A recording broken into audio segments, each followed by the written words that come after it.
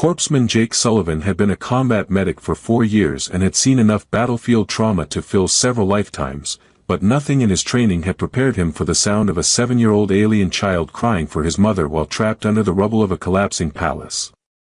The Corvan assault on Thyros had been sudden, overwhelming, and specifically designed to maximize civilian casualties while targeting the Zelthari leadership that had been attempting to negotiate peaceful evacuation of their people.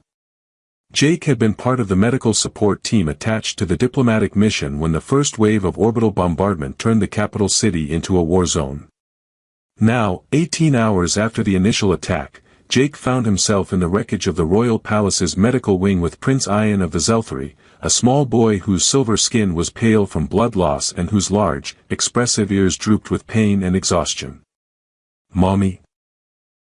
Prince Ian whispered in accented standard, his voice carrying the musical undertones that made Zelthari's speech sound like carefully orchestrated harmony even when filtered through a child's confusion and fear. "She's coming," Jake replied, checking the boy's vital signs while trying to sound more confident than he felt. "Your mom is very strong, and she's looking for you right now." Queen Lyralia had been in the palace's diplomatic chamber when the bombardment began, and Jake had lost contact with all command structures hours ago. For all he knew, he and Prince Ian were the only survivors in this section of the ruined city. The boy's injuries were serious but not immediately life-threatening if Jake could maintain proper medical support and keep him stable until rescue arrived. The problem was that rescue might not arrive for days, and Prince Ian's physiology required constant monitoring that would be impossible if Jake tried to move him. "Prince Ian," Jake said gently, "I need to carry you out of here. It might hurt, but I'll be very careful. You won't leave me?" Prince Ian asked, his large eyes showing the kind of trust that children gave to adults who had proven themselves reliable during crisis. "I won't leave you," Jake promised, carefully lifting the injured child and noting how Prince Ian's slight weight made him seem even more fragile than his 7 years suggested. "We're going to find your mother together." What followed were the longest 18 hours of Jake's life, carrying Prince Ian through unstable corridors, collapsed chambers, and emergency passages while providing continuous medical care and emotional support to a child who alternated between brave silence and soft crying that broke Jake's heart.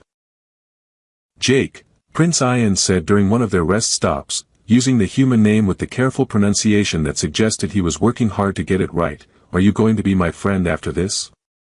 "Prince Ian," Jake replied, adjusting the boy's position to relieve pressure on his injured ribs, "I'm going to be your friend for as long as you want me to be. Even when I'm better. Even when the fighting stops." Jake looked down at Prince Ian's hopeful expression and realized that somewhere during their ordeal, his professional responsibility to provide medical care had transformed into something much more personal. "Even when you're better," Jake confirmed. "Even when the fighting stops." They navigated through sections of the palace that had become dangerous mazes of twisted metal and unstable debris, with Jake using his medical training to monitor Prince Ian's condition while his military experience helped him avoid the worst hazards of their route toward the evacuation zones. "Jake," Prince Ian said softly, "my chest hurts." Jake immediately stopped to conduct another medical assessment, noting signs that suggested internal bleeding that could become critical without immediate intervention. "Prince Ian," he said calmly, "I need to give you some medicine that will help with the pain. It might make you sleepy. Will you still carry me if I fall asleep?" "I'll carry you as long as you need me to," Jake said, administering the pain medication while calculating how much longer he could maintain their current pace without rest. Prince Ian's trust was absolute and humbling. The child never questioned Jake's decisions, never complained about discomfort, and never seemed to doubt that Jake would keep his promise to find his mother. They were 12 hours into their escape when Jake heard the sounds that meant either rescue or capture, voices speaking in languages he couldn't identify, moving through the palace ruins with the kind of systematic search patterns that suggested organized recovery operations. "Prince Ian," Jake whispered, "someone's coming.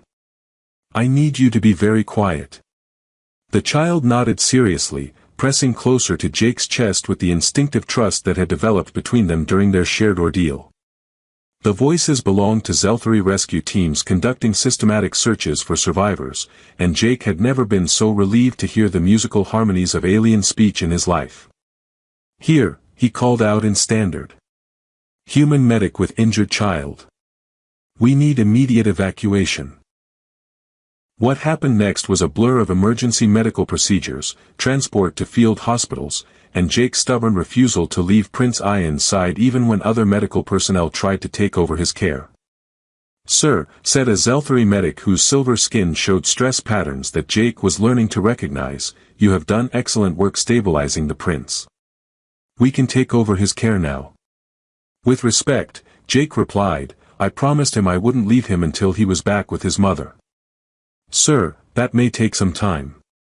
Queen Lyralii is coordinating evacuation operations and may not be available for several hours."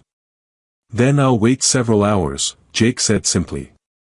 Prince Ian, now stable and alert thanks to proper medical facilities, reached for Jake's hand with the kind of unconscious attachment that suggested their ordeal had created a bond that went beyond standard patient-caregiver relationships.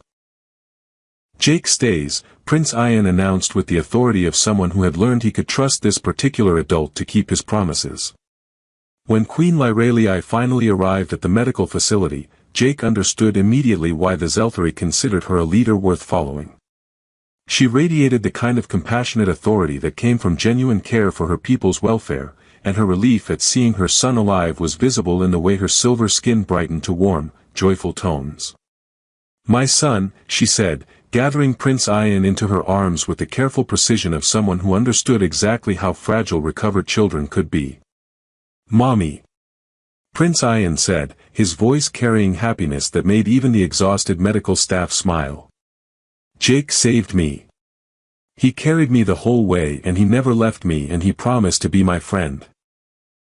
Queen Lyralii looked up at Jake with eyes that held depths like twin silver galaxies, currently showing gratitude so profound it seemed to fill the entire medical bay. "Jake," she said, her voice trembling with emotions that her musical speech made even more poignant, "you carried my child through darkness and brought him safely home to me." "Your Majesty," Jake replied, "I just did my job." "No," Queen Lyralii said, rising from her position beside Prince Ian's bed to face Jake directly. "You did much more than your job." She placed her hands on Jake's shoulders with ceremonial formality, speaking in Zelthari for several moments before switching back to standard.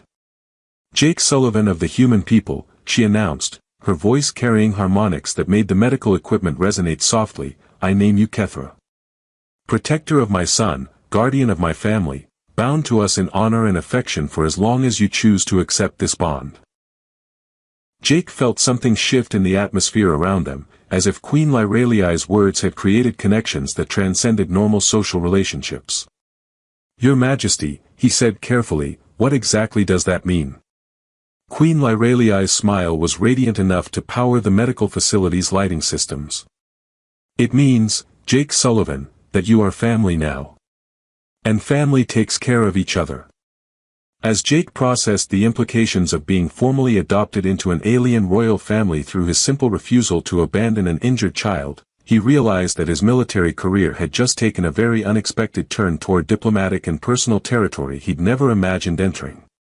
But looking at Prince Ian's happy expression and Queen Lyralii's grateful eyes, Jake found that he didn't mind the change at all. Some promises, he was beginning to understand, were worth reshaping your entire life to keep. The diplomatic implications of Jake's new status as Kethra became apparent 3 days later when Lieutenant Sarah Kim found him in Prince Ian's recovery room, reading human children's stories to a 7-year-old alien prince who was teaching him Zelthari words for brave, friend, and family. "Jake," Sarah said, settling into a chair beside the medical bed where Prince Ian was arranging colorful Zelthari healing stones into patterns that supposedly promoted recovery, "do you understand what you've gotten yourself into?" "I'm helping a kid recover from injuries," Jake replied, noting how Prince Ian's ears perked up with interest at hearing his favorite human's voice. "Same thing I've been doing for the past week." "Jake, you're not just helping a kid recover," Sarah said, consulting a data pad filled with what appeared to be extensive cultural briefings.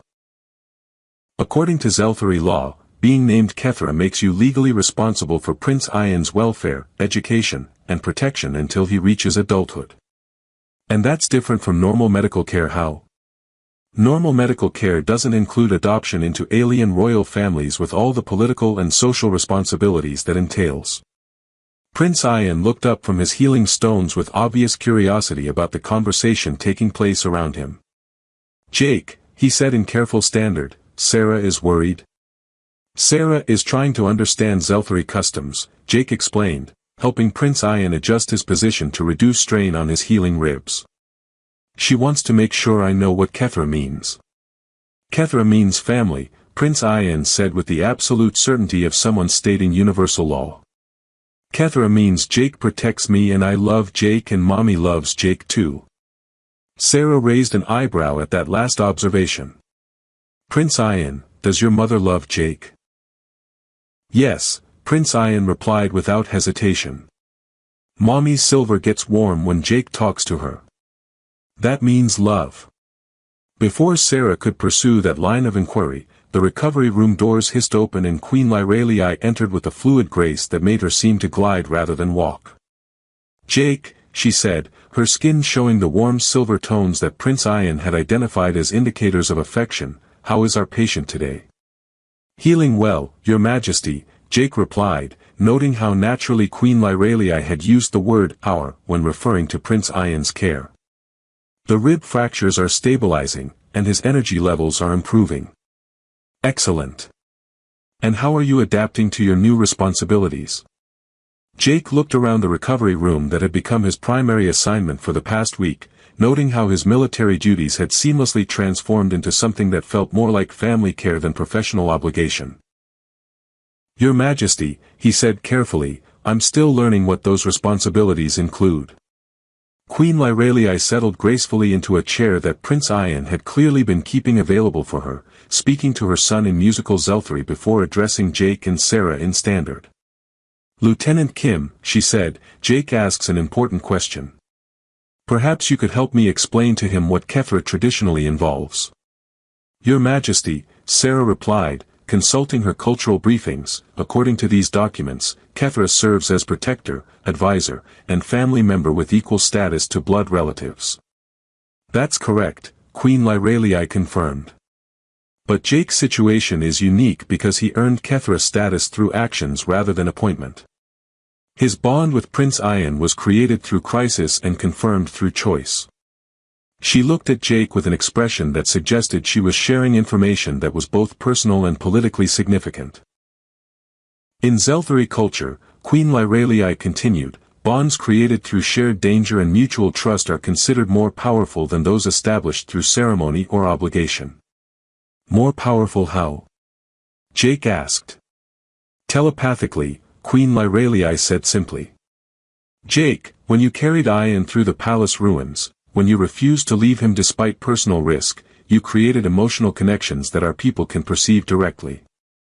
Prince Ian giggled, apparently finding something amusing about the adult serious conversation. "Jake doesn't know about the thinking feelings yet." "Thinking feelings?" Jake repeated. Queen Lyralii's skin shifted to deeper silver tones that Jake was learning to associate with complex emotions she was trying to process. "Jake," she said gently, "Zelthari are empathically sensitive. We perceive emotional states, intentions, and the strength of interpersonal bonds. When I named you Kethra, I was acknowledging connections that my people could already sense." "What kind of connections?" "The bond between you and Ian is as strong as any parent-child relationship I've encountered," Queen Lyralii replied. "Your emotional commitment to his welfare is absolute and genuine." Sarah leaned forward with obvious curiosity. "And what about the bond between Jake and you, Your Majesty?" Queen Lyralii's skin brightened to warm gold tones that made Prince Ian clap his hands with delight. "Mommy likes Jake very much," Prince Ian announced. "The thinking feelings are happy and safe and—" He paused, searching for a word in standard, "sparkly." "Sparkly?" Jake repeated, looking at Queen Lyralii whose skin had shifted to what might have been embarrassment or might have been something more complex. Ian perceives emotional attraction as sparkly sensations, Queen Lyralii explained with careful dignity. Children are often more direct about interpreting empathic impressions than adults. Jake felt heat rise in his cheeks as he processed the implications of what Prince Ian and Queen Lyralii were telling him about Zelthari emotional perception. Your Majesty, he said carefully, are you saying that your people can sense personal feelings between individuals? We can sense authentic emotional connections, yes, Queen Lyralii confirmed. Which is why Kethra bonds are so significant. They represent relationships based on genuine care rather than social obligation. Before Jake could respond to that revelation, Prince Ian tugged on his sleeve with the kind of insistence that suggested important 7-year-old business required immediate attention. Jake, Prince Ian said seriously, will you teach me human games? Mommy says you know good stories and fun activities. Of course, Jake replied, grateful for the change of subject. What kind of games would you like to learn? Games where we protect each other, Prince Ian said with the matter-of-fact tone of someone requesting the most natural thing in the world. Games where Jake is Kethra and I am his prince and we take care of our family. Jake looked at Queen Lyralii, whose expression showed something that looked remarkably like hope mixed with affection. Those sound like excellent games, Jake said. But first, let me check your healing progress. As Jake conducted routine medical assessments while Prince Ian chattered about Zelthari customs and human stories, he became aware that Queen Lyralii was watching their interaction with the kind of focused attention that suggested she was evaluating something important. Your Majesty, he said, is everything all right? Everything is perfect, Queen Lyralii replied, her skin showing the warm silver that Prince Ian had identified as love. Jake, you have given my son something I was never able to provide. What's that? A father's attention without the complexity of political obligation, Queen Lyralii said softly. Ian has never had someone care for him simply because they chose to, rather than because duty required it. Jake felt something shift in his understanding of his relationship with both Prince Ian and Queen Lyralii as he realized that his simple refusal to abandon an injured child had created connections that transcended normal social boundaries. Your Majesty, he said, what happens now? With the Kethra bond, with Prince Ian's recovery, with everything? Queen Lyralii's smile was radiant enough to illuminate the entire medical facility. Now, Jake Sullivan, we figure out how to be a family that no one expected but everyone needed. As Sarah left to file reports about the most unusual diplomatic development of her career, Jake found himself contemplating the possibility that his military service had evolved into something much more personal and significant than he'd ever imagined. But watching Prince Ian's happy expression as he practiced English words and Queen Lyralii's peaceful demeanor as she observed their interaction, Jake realized that some of the most important missions were the ones you never saw coming. The crisis Jake had been unconsciously dreading arrived 6 weeks later when Corvan intelligence identified Prince Ian's survival and launched a targeted assassination attempt designed to eliminate the Zelthari royal line while Queen Lyralii was negotiating refugee settlements with the Galactic Council. Kethra Jake, said Captain Thane, the Zelthari security commander whose silver skin showed stress patterns that Jake was learning to read as barely controlled alarm, we have confirmed reports of Corvan infiltration teams targeting Prince Ian specifically. Jake looked up from the educational materials he'd been reviewing with Prince Ian, noting how the boy's ears immediately swiveled toward the adult's conversation with the kind of alert attention that suggested he understood more about dangerous situations than a 7-year-old should. How immediate is the threat? Jake asked, automatically shifting into the tactical mindset that his military training had developed for protecting high-value targets. Intelligence suggests the assassination attempt will occur within the next 12 hours, Captain Thane replied, activating holographic displays that showed security assessments and threat analysis data. The Corvans have identified your bond with Prince Ian as a potential vulnerability they can exploit. A vulnerability how? They believe that threatening Prince Ian will force Queen Lyralii to make concessions regarding territorial negotiations, Captain Thane explained. They also believe that eliminating you will destabilize the royal family's psychological defenses. Jake felt something cold and protective flare in his chest at the suggestion that anyone would threaten Prince Ian to manipulate his mother. "Captain Thane," he said, "what's the evacuation protocol?" "Queen Lyralii refuses evacuation while Zelthari civilians remain at risk," Captain Thane replied. "She will not abandon her people to save herself or her family." "And Prince Ian?" "Prince Ian refuses evacuation without you," Captain Thane said with what might have been admiration. "He insists that Kethra means staying together during danger." Jake looked at Prince Ian, whose large eyes showed the kind of determined trust that suggested he had complete confidence in Jake's ability to keep him safe regardless of circumstances. "Prince Ian," Jake said gently, "sometimes staying safe means going somewhere different for a little while." "Does staying safe mean leaving Jake?" Prince Ian asked with the direct honesty that made adult diplomatic complications seem unnecessarily complex. "No," Jake said, making a decision that would probably violate several military protocols while fulfilling the most important promise he'd ever made. "Staying safe means Jake stays with you wherever you need to go. Even if there's fighting."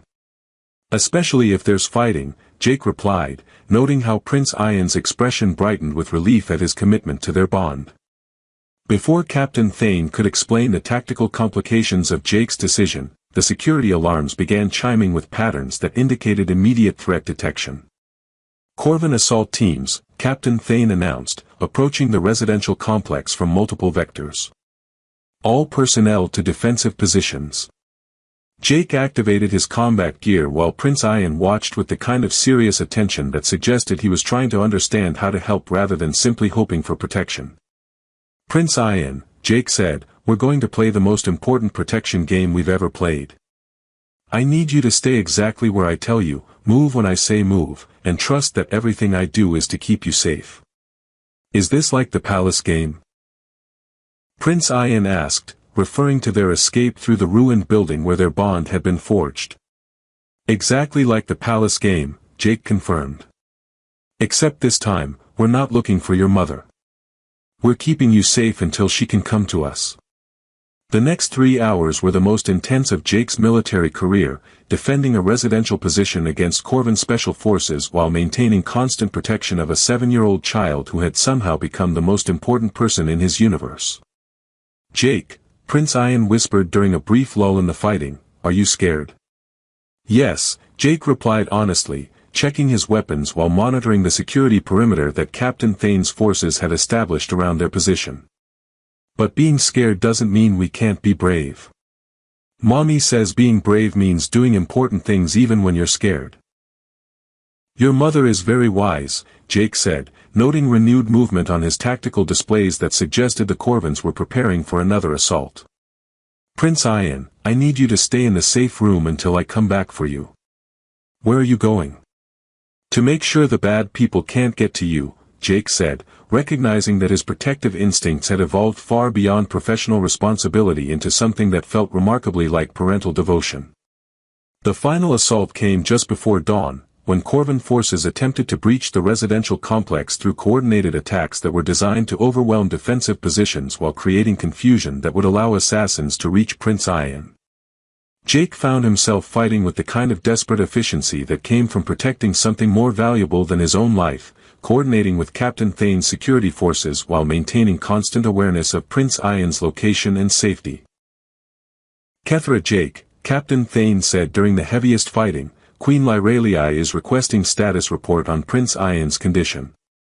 "Prince Ian is secure," Jake replied, eliminating a Corvin infiltrator who had gotten too close to the safe room where the boy was hidden.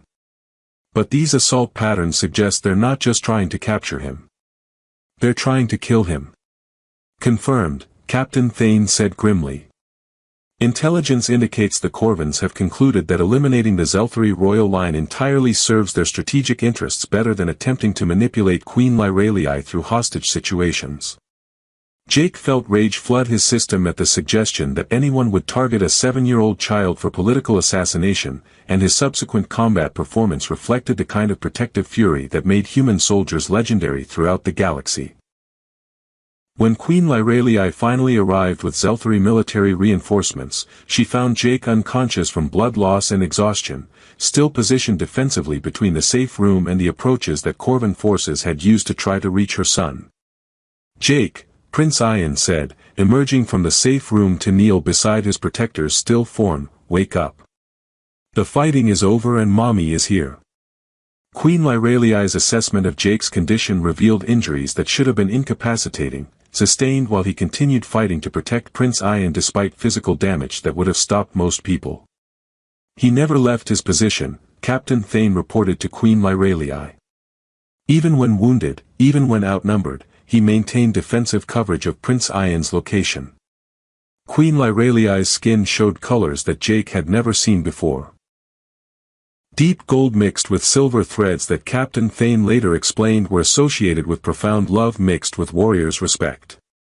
"My Kethra," she whispered, her voice carrying harmonics that made the medical equipment resonate with barely controlled emotion, "you have proven that bonds forged in crisis become stronger than blood, deeper than duty, and more precious than life itself."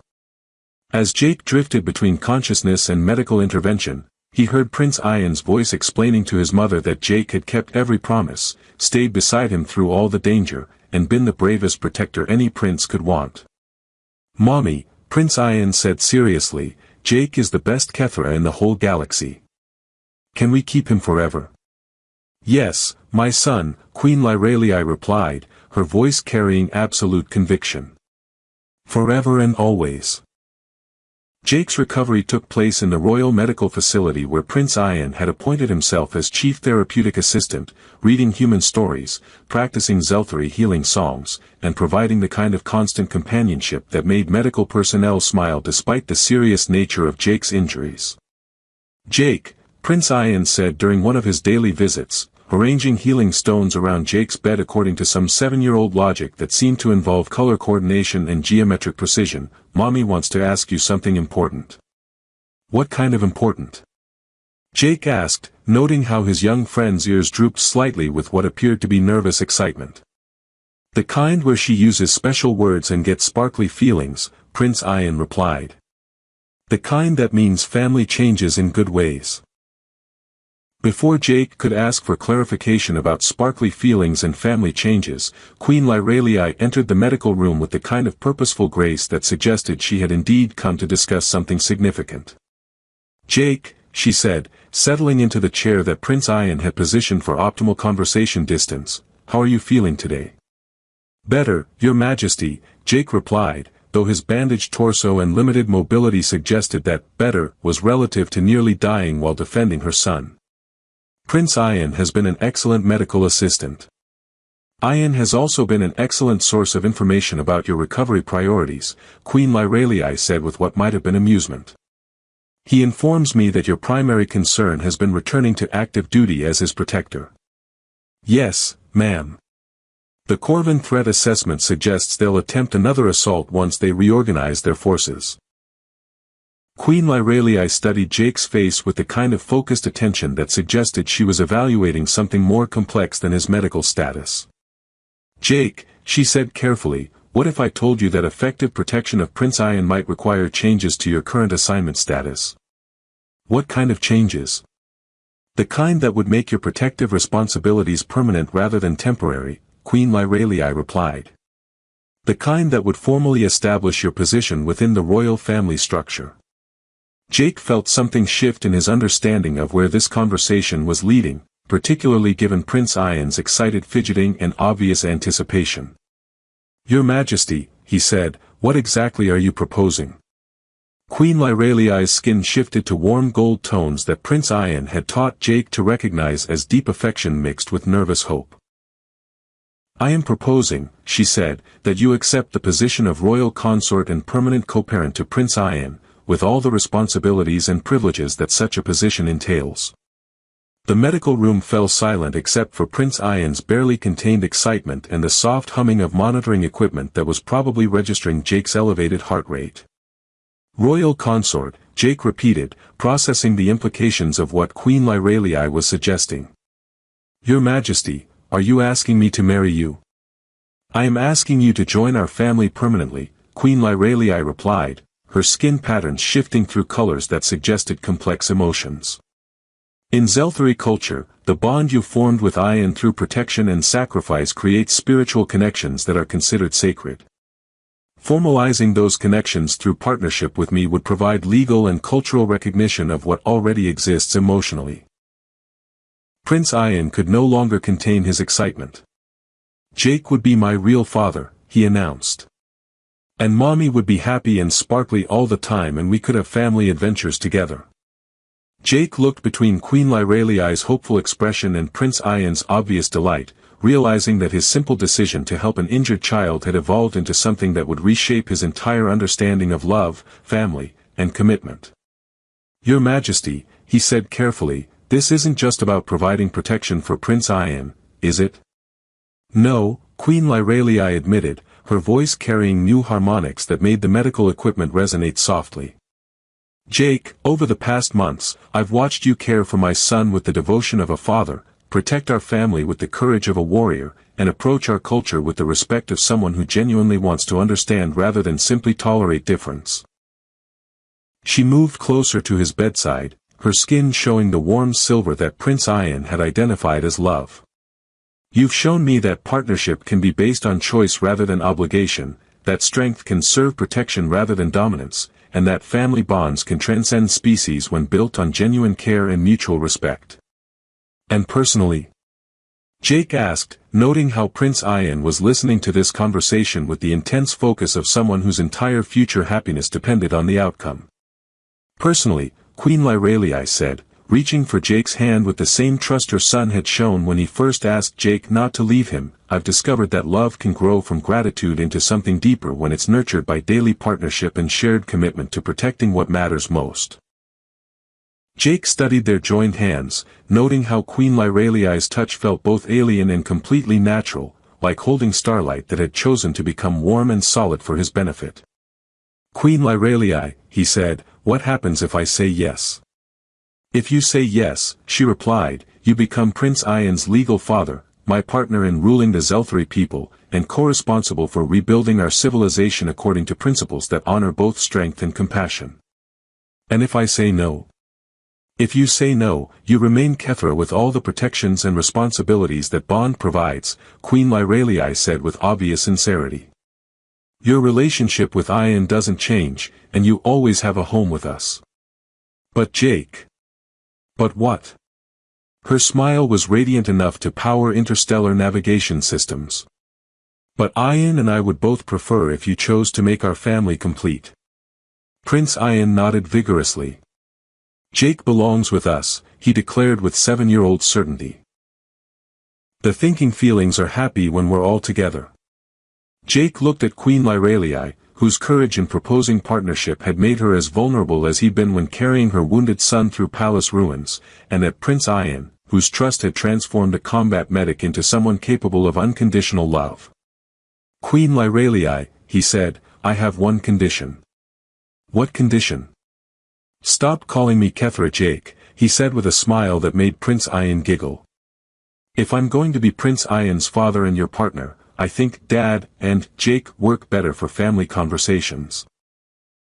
The celebration that followed involved Prince Ayan's delighted explanation to every medical staff member that Jake was going to be his real father, Queen Lyreliai's gentle correction that Jake was already his real father and they were just making it official, and Jake's growing understanding that the most important battles weren't won with weapons but with the daily choice to put family welfare above personal safety.